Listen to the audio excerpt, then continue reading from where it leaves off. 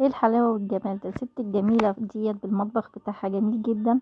مطبخ بينك كده بيفتح النفس، ما شاء الله عليها. حتى الفرشة بتاعت الارض بينك، وست منظمة وجميلة جدا وهادية وشيك جدا. فرشة المطبخ بتاعها كله بينك، وجايبة فرشة الارض برضو بينك جميلة اهوت. تحسي بنظام جميل جدا، يعني حاجة تفتح النفس فعلا. مطبخها جميل، تتجوقي فيه ايه؟ هو مطبخ متجوق وجميل. هي جابت بقى الفرشة وجاروف جداد، فبتجربهم يعني، وبتكنس المطبخ. من المطبخ نضيف، ومطبخ مفيهوش اي حاجة، يعني جمال جمال يعني.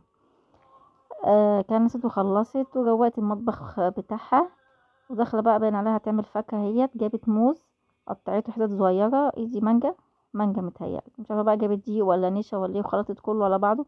حلو برضو، مانجا وموز حلو للأطفال. ايه ده هتقليهم في الزيت؟ طب حاجة حلوة برضه، احنا ممكن نجربوه. وبعد كده جابت الصندوق ده بقى جابت يعني حاجات للبيت والمطبخ وكده. مجات، بس مجات شكلها حلو. وبعد كده راحت بقى تقعد مع اولادها قدام التلفزيون، ما شاء الله القعدة جميلة. ودي حاجة حلوة فعلا للولاد، لما تجيبوا كده حاجة تسمعوها وتعملي حاجة حلوة للولاد. من عليها بقى نيمت الولاد بقى، وقامت على المطبخ بتاعها تاني، فكت الفلاتر بتاعت الشفاط وتغسلها. لا، ست منظمة منظمة. وجابت بقى قطع غيار، متهيألي دي اللي بتغسل البوتاجاز وكده. ما شاء الله عليها، تغسل بقى البوتاجاز بقى والشفاط بقى وهتشتغل في مطبخ. من المطبخ بتاعها نضيف، ما فيهوش اي حاجه.